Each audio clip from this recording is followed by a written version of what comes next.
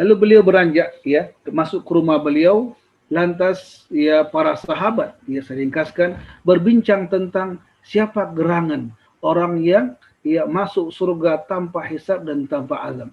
Ada banyak asumsi di antara para sahabat yang mengatakan barangkali itu sahabat Rasulullah, yang lain mengatakan barangkali orang-orang yang hidup di lingkungan orang-orang muslimin yang tidak tersentuh dengan aroma atau bau kesyirikan dan segala macam bentuk tanggapan ataupun prediksinya para sahabat. Lalu beliau keluar dari rumahnya, masuk ke dalam, keluar, dan beliau bertemu dengan para sahabatnya dan ditanya oleh para sahabat tersebut. Sehingga apa yang terjadi? Beliau pun menjawab. Ini dalam sabdanya, orang yang masuk surga di antara umatku ini berjumlah 70.000 orang tanpa hisab dan tanpa azab. Beliau mengatakan, humul ladina la yarqun. Ada kekeliruan, mohon. Saya ada yang ini yang salah ya. Humul ladina la yastarqun. Ini yang pertama. Ini dihapus nanti. Kalau ada yang nanti mau ingin saya akan kirim setelah saya edit dulu. Humul ladina la yastarqun.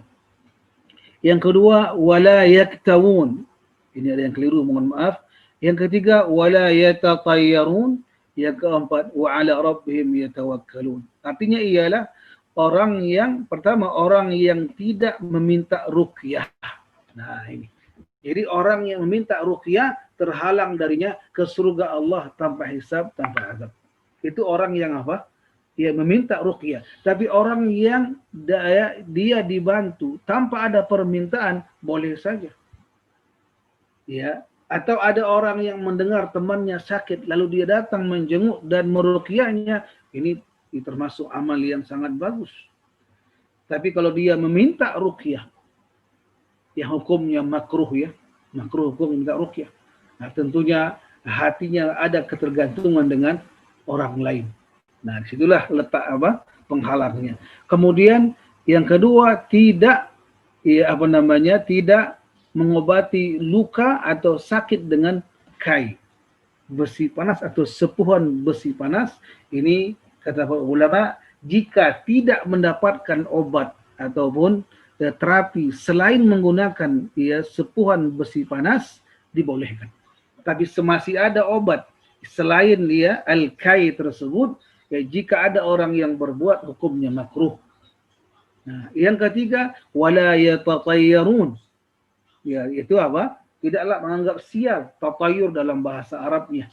Ini dahulu bagaimana orang-orang musyrikin ketika mereka ingin safar, menentukan dia berangkat atau tidaknya, mereka dengan cara apa? Dengan cara melihat burung.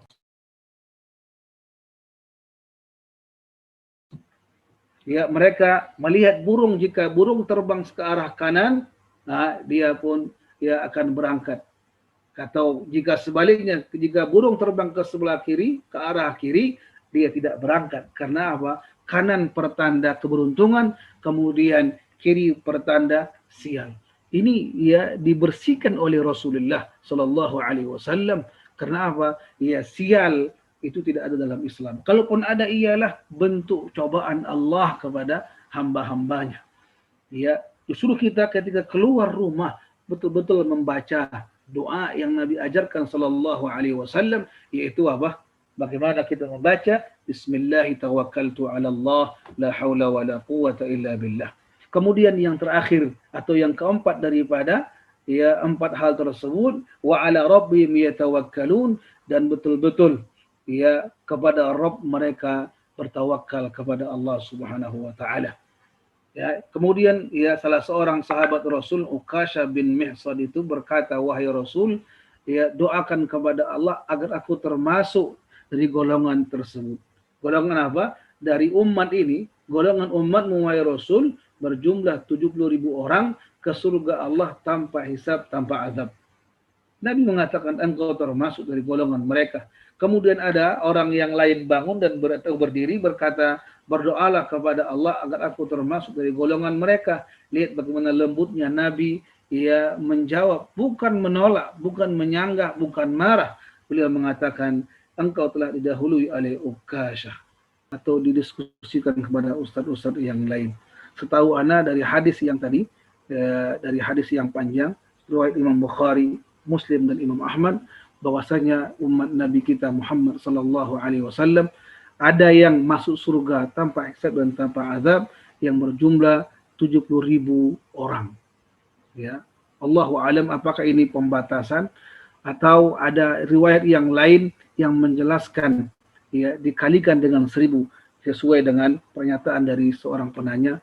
Saya pun ya Allahu alam tidak boleh dan tidak bisa menjawab tanpa ilmu yang kokoh. Saya mohon maaf. Barakallahu fikum.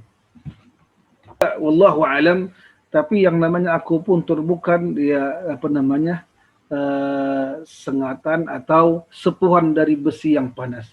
Kita bisa melihat apa namanya Al-Kai ini ialah pengobatan klasik bagi orang-orang yang tidak mendapatkan cara atau obat ya selain dengan ya menempelkan besi yang panas ke tempat yang luka ya ataupun barangkali penyakit ya terus menyebar ya tidak ada obat yang lain.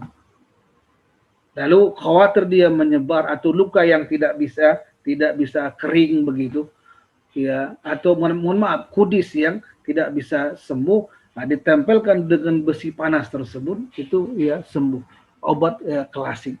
Nah, tentunya kenapa dimakruhkan oleh para ulama, sebab itu menyiksa diri, ya nggak tanggung ya alangkah panasnya, sedangkan kita dilarang untuk menyiksa diri atau mendatangkan mudarat.